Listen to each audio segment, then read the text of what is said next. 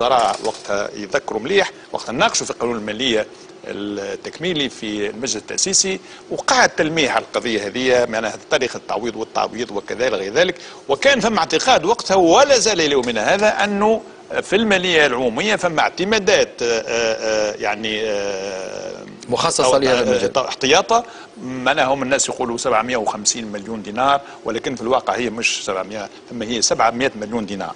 هذا صحيح، لكن في الواقع الامر 700 مليون دينار لم يعني يقع توظيفها ويعني تخصيصها للقضيه هذه. لواش 700 مليون دينار؟ لواش عملناهم؟ عملناهم من ثلاثه اشياء اساسيه. فهمني؟ اولا لمجابهه ارتفاع ممكن ومشط وغير مرتقب لاسعار المواد المدعمه، يعني انه اللي حطيناه في الدعم ممكن ما عادش يلفق، لانه الاسعار ممكن باش يعني ترتفع بشكل كبير وكبير جدا. معناها ميزانيه احتياطيه لصندوق الدعم. صحيح، باش نجموا نلقاو باش نجابوا. الحاجه الثانيه هو الزياده المحتمله في الاجور، لانه وقتها النقاش والحوار مع الاتحاد مازال ما بداش، ولذا قلنا خليوا جزء باش الا باش نوصلوا له نتيجه مع الحوار مع الاتحاد نلقاو باش ننفذوا يعني نطبقوا الزياده هذه. واخر حاجه فك الظرف هذاك ولا زال ليومنا هذا عندنا برشا مؤسسات عموميه تشكو من عجز وعجز كبير جدا وعجز قاعد يزيد، وقلنا لازم نخليوا جزء من الميزانيه باش نجموا نجابوا الظاهره هذه اللي ماشيه وتستفحل. والمؤسسات العموميه راهو مش كان الشركات العموميه والبلديات وصناديق الضمان الاجتماعي، كل هذا قلنا لابد نخليه شيء في الميزانيه باش نجموا نجاوبوا به. هذا الواش خليناهم 700 مليون دينار. واضح. ما حدث الى حتى هذه الساعه. تتبع مليح هنا النفقات نتاع الدعم اللي كنا باش نقصوها 380 مليون دينار، هذا ما صارش. اكثر من هذا لكن الوقت هذاك التو الاسعار نتاع المواد المدعمه جلها ارتفع على السوق العالميه، وقيمه الدينار تحت. شو صار انه كذا 480 ما قعدوش هكا، معناها ولاو ما يقارب 600 مليون دينار يلزمهم يتخصصوا للدعم. نعطيك مثال، في قلت تعطيني التفاصيل نعطيك. السداسي الاول احنا بنينا الميزانيه على سعر البرميل ب 110 دولار. في السداسي الاول قداش كان مستواه؟ 117، وقلنا ممكن العام باش يواصل تقريبا هنا في المستوى هذا. ايش معناها فما 7 زايدين، كيف يبدا 7 معناها يعني دولار زايدين بالنسبه للدعم تعرف قداش ولا؟ لكل دولار يلزم ما يقارب تقريبا 30 مليون دينار. اضربهم من 3 في السبعه 210 مليون دينار اضافي على 380 مليون دينار، يعني انه ك 700 اللي خليناهم الدعم كلاهم خلى منهم 100 مليون دينار. بالنسبه للاجور المفاوضات تعطات تقريبا زياده باش تصير في الستة اشهر اللي مازالوا 150 مليون دينار. ايش معناها هذا؟ معناها 700 مليون دينار اللي خليناهم فتناهم ودخلنا في العجز في احتداد العجز بتاع الميزانيه. ايش معناها الكلام هذا؟ معناها الميزانيه في الظرف هذه ما عادش تتحمل اي نفقه اضافيه. اذا كان نزيدوا نفقات يضيع معناها العجز بتاع الميزانيه باش يستفحل ويولي ما عادش نحكموا فيه، بحيث كي قلت انا هالظروف هذه ما عادش تسمح باش نجموا احنا نقاوموا معناها يعني مثلا النفقات هذه مش قاعد نقول اللي يجي، بحيث الميزانيه نتاعنا ما عادش تتحمل دينار زايد.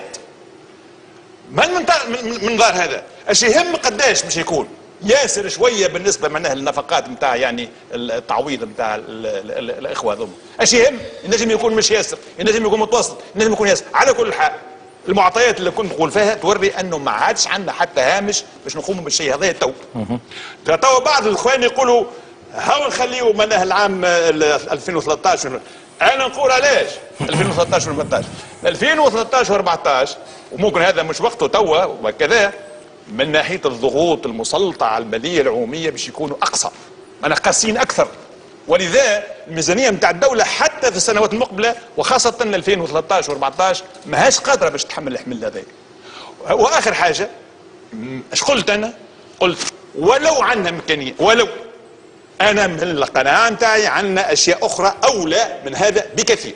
عندنا شباب بطال، عندنا جهات يلزمها معناها نوقفوا لها. انا والله لا تصور يا سي فوزي اش معناها انا اثر فيا تو يجي جمعتين معناها يوريوا في التلفزه فهمت الله في مدارس ابتدائيه معناها السقف باش يطيح، السقف نتاعهم باش يطيح.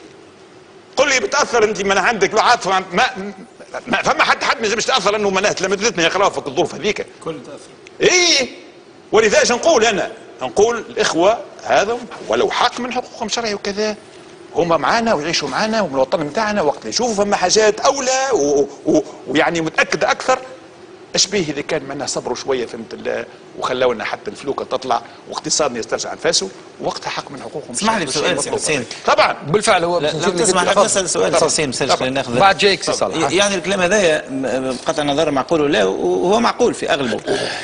تراشي سي حسين انه جاء سابق الاوان الكلام هذا يجي وقت يكون ثم مشروع ماشي في عكس ما تقول.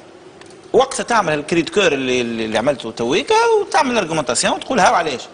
ولكن في ورشه نتاع تفكير في ورشه تحضيريه لاعداد المشروع اللي هي فيها كلامك وفيها غيره ودور الناس اللي تناقش هي ان في الاخر باش توصل للاسلم بما يحفظ كل ما كنت تقول. تتصور سي حسين وانت كنت في مجلس الوزراء نعم انت الوحيد اللي كنت حريص على التوازنات الماليه للدوله واللي كنت تؤمن بالشيء هذا، ما كان ثم زملائك وانت سيادتك معناها قلتوا بيدك، قلت ما كنتش الوحيد. يعني انت تتصور انه الكلام نتاعك هذا ما كانش ينجم يستنى شويه، خاصه وانه تعرف مجالس الوزراء ماهيش مجالس علنيه ولا تنقل مباشره كما مداوله المجلس الوطني التاسيسي الى عموم المواطنين، وبالتالي المواطنين مش مفترض فيهم انه يعرفوا الكلام هذا الكل. جزء منه تعرف وقت اللي انت كتبت بيان استقالتك، يعني واللي ساهم حتى في حاله التهيج هذه اللي صايره حاليا، كان الكلام هذا الكل يكون في اطاره الطبيعي اللي هو داخل مجلس الوزراء وداخل اللجان اللي كلفها مجلس الوزراء بانها تدرس الموضوع هذايا، واللي هي من شانها باش تحدد شنو الممكن وشنو اللي مش ممكن. وقت اللي حاجه مش ممكنه ورغم ذلك يكون اصرار على القيام بها لاهداف سياسيه والا حزبيه ولا ايديولوجيه ولا فكريه ولا انتخابيه، وقت الكلام هذا كيولي في محله. ولكن انا نشوف انه الكلام هذا الكل قطع نظر صايب ولا مش صايب، ولكن يبدو انه جاء في غير وقته. لا خلينا